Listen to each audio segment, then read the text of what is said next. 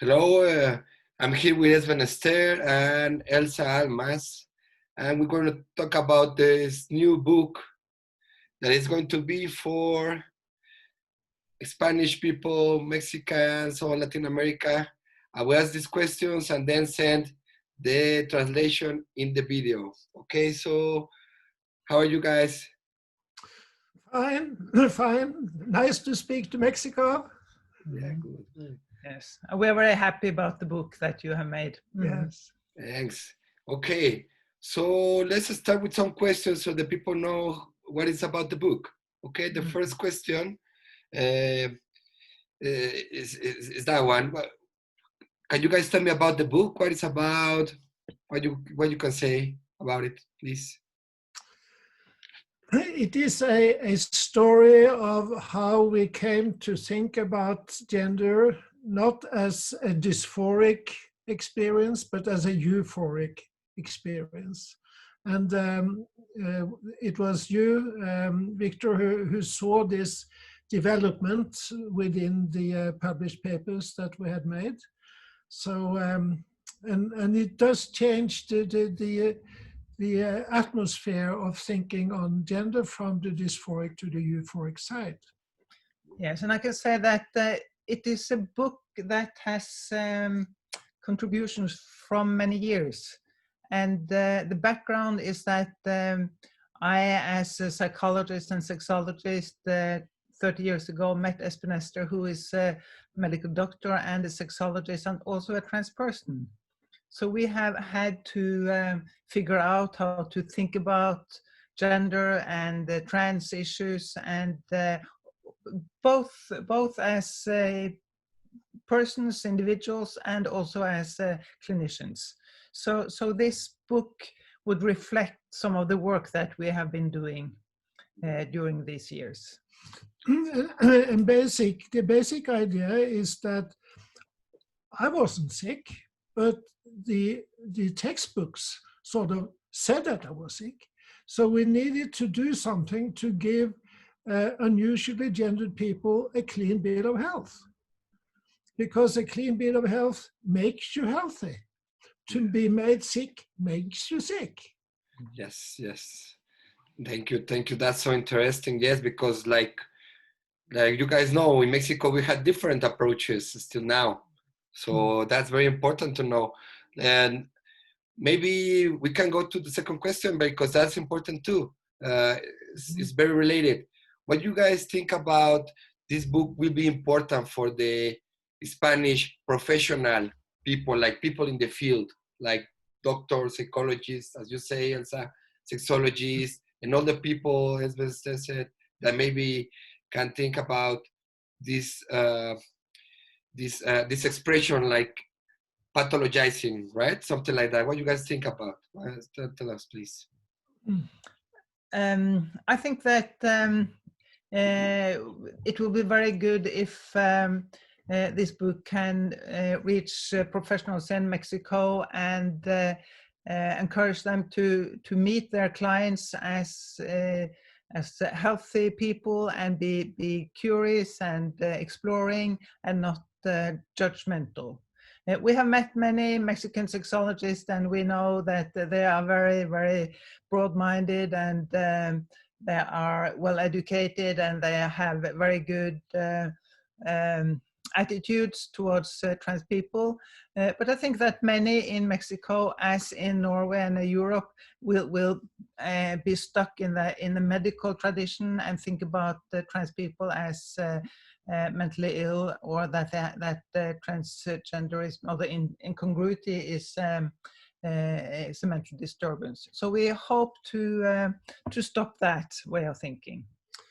You know, there's so many clients who will say that this and this therapist didn't see me or didn't hear me, and I think that often happens in this group because the therapist do not take the words that the trans person uses about him or her or herself, and then the therapist becomes a foul mirror in a way. they do not mirror the person the way the person does see him, her, herself. And then there will be no alliance. There will be no good cooperation between therapist and client. The alliance is a precondition for anything good to happen in the therapy room. Good, good. Yes, to make a broader approach, to more empath, Yeah. and to empathize with the client, and yeah, that's so important. Yes, because as you guys said, you know many Mexican professionals, but you have to know most of them, they come to the city, to the congresses, and all of the country maybe they don't have the access for this information. That would be good too. And also for other countries, Hispanic countries, Guatemala, I don't know, all the way. Okay.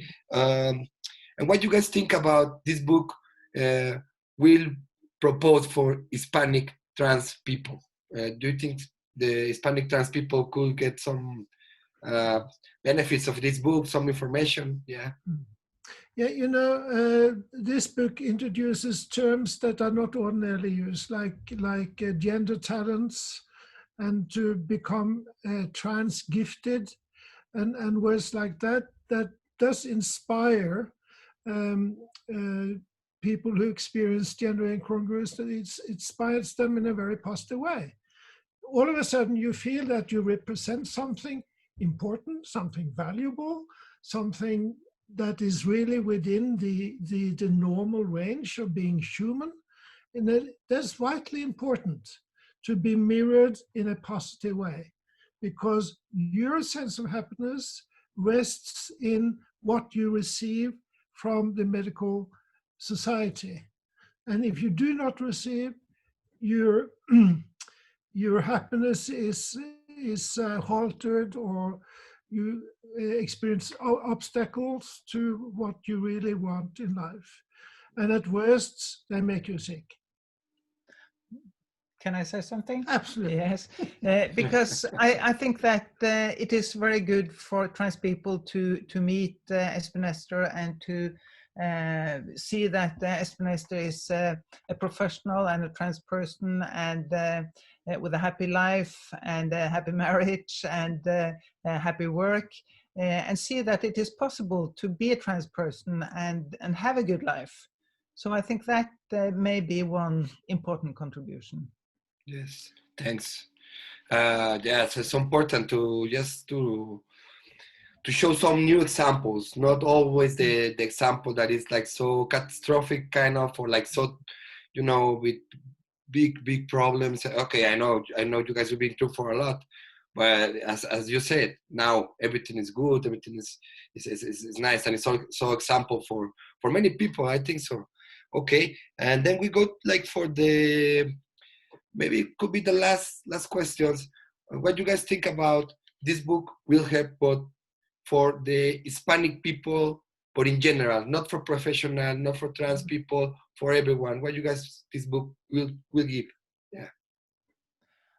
I think that what the whole world needs is to embrace diversity, and to see that people can be different. You don't have to be like each other, but we can respect each other. And I think this is just another example of multitude, that everybody are different, and that is a very good thing. I think that if everyone could learn and not to judge what people do or what they feel about themselves, but how their faces look when they do or feel it. And when you see happiness in another person's face, you should always welcome that. And I think that's the best way we can work as human beings, is to look for the happiness in the other person's face, and know that when that happiness is so visible, there is something good going on. Good. And I also think that when we have been to Mexico, we have experienced that we have so much in common, and that people are much more alike than we may think. Yeah. So because we have traveled a lot before the corona, We have we have met trans people all over the world, and we've seen how very, very differently they are treated. In some countries, they are imprisoned and killed, and in other countries, they are welcomed as a positive part of community. Yeah, good. No, thanks for this. I think also this book will be so helpful for all the people that also now in the Corona time, it's like everybody's thinking about that, but these situations, they're still there. So it's important to talk about it, and as and guys like you, like being around the world and know how it's different for all the people.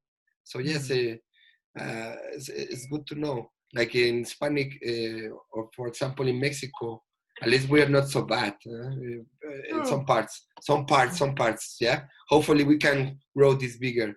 Okay. So for the end of this interview, we will launch the book. We also launched the book in English too.